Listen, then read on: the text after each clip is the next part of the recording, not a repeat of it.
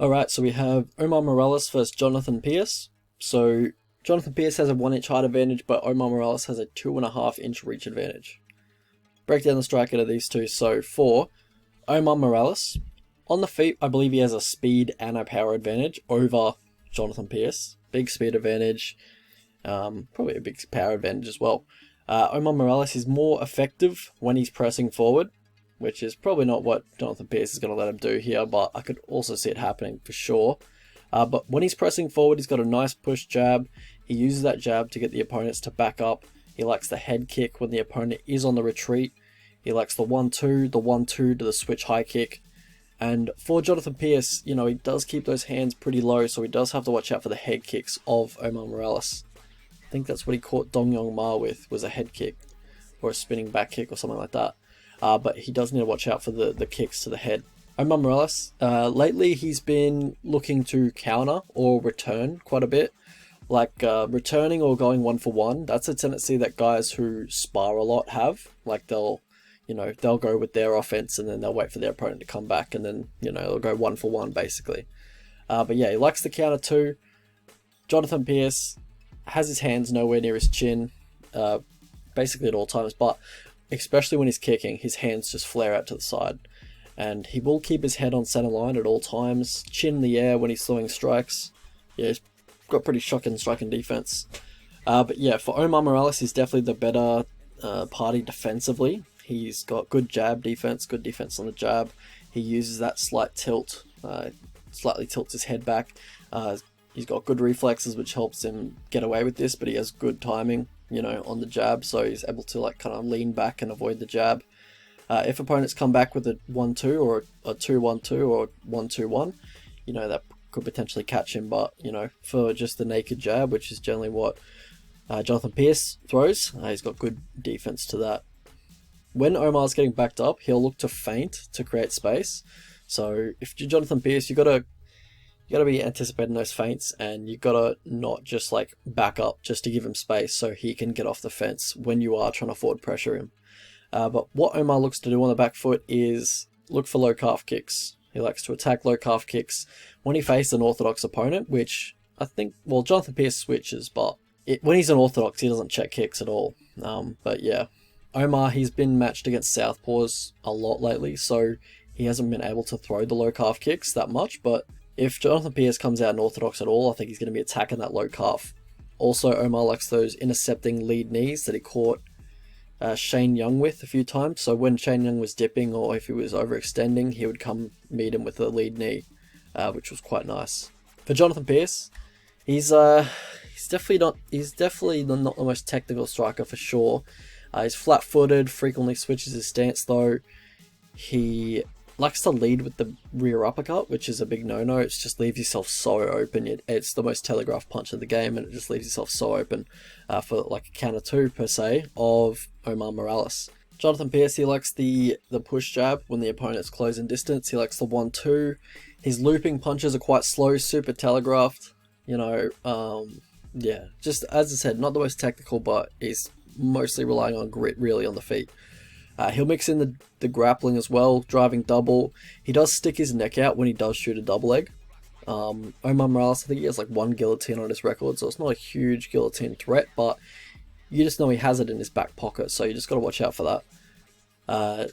Jonathan Pearce, he looks to take the back when he grounds his opponent. Is pretty sloppy on top, tries to advance position too quickly or lock up a position too quickly and ends up in an inferior position or lets the opponent back to their feet, stuff like that.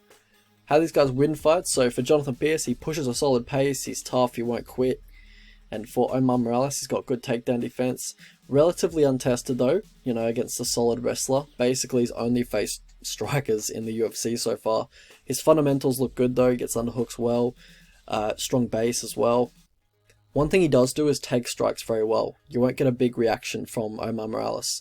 Whether it's to the body, to the head, to the legs, Giga was kicking the fuck out of his body with that Giga kick.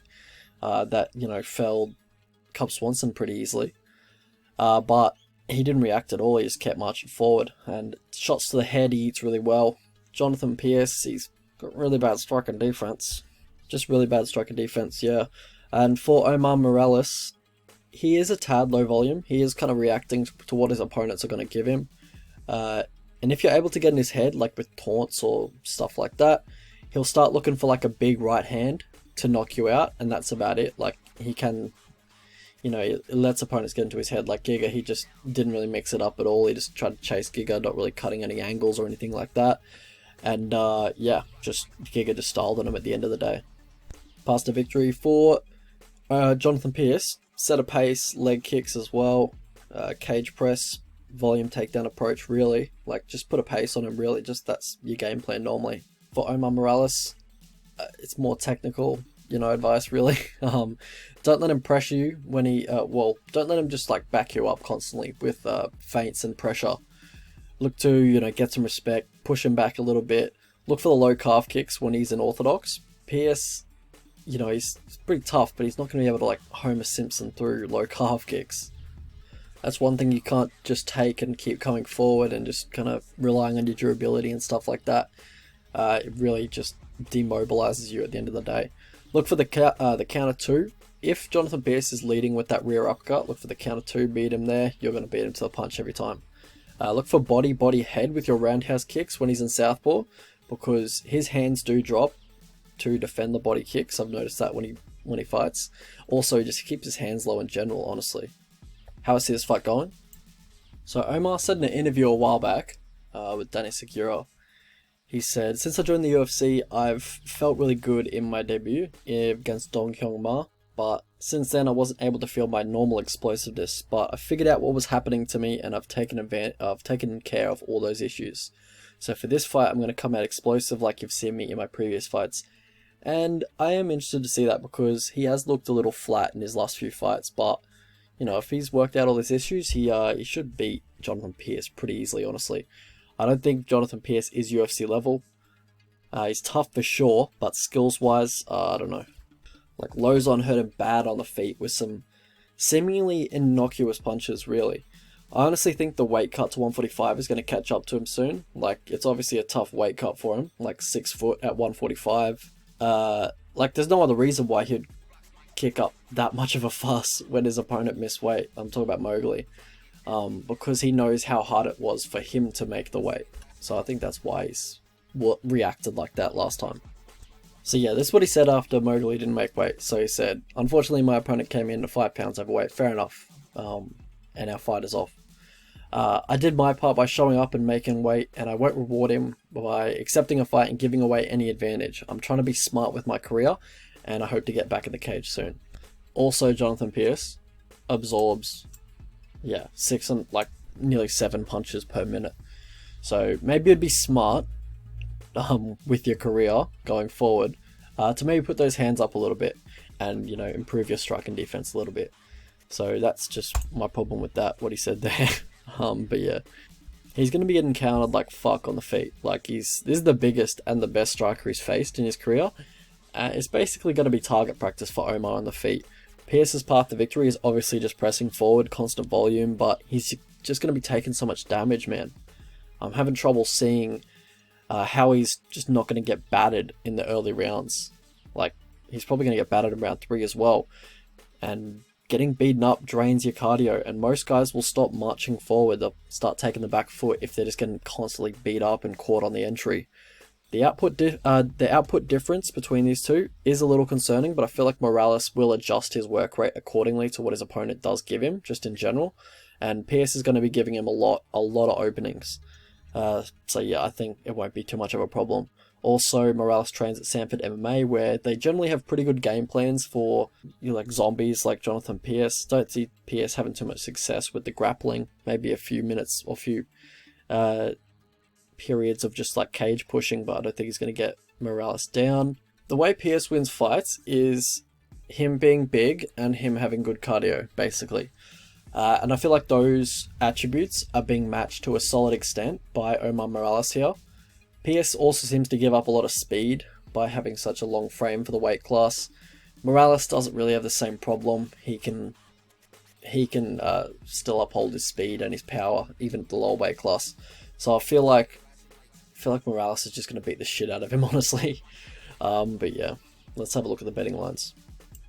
Alright, so if you guys could like the video, that'd be great. Prediction is Omar Morales by KO in round 2. I think he should be quite a sizable favourite, even bigger than he is right now. I would definitely bet him at the current price. I might even add to the already 2 units I have on him at $1.67, or sorry, yeah, 67, minus 150. Yeah, you know, maybe even live bet him, add a bit more live bet because he's a bit of a slow starter. Pearce generally comes out with a volume in round 1. Morales will probably get his reads, get the timing, start really putting it on him. Morales inside the distance, what's that? You know, I think $3.80 is pretty nice.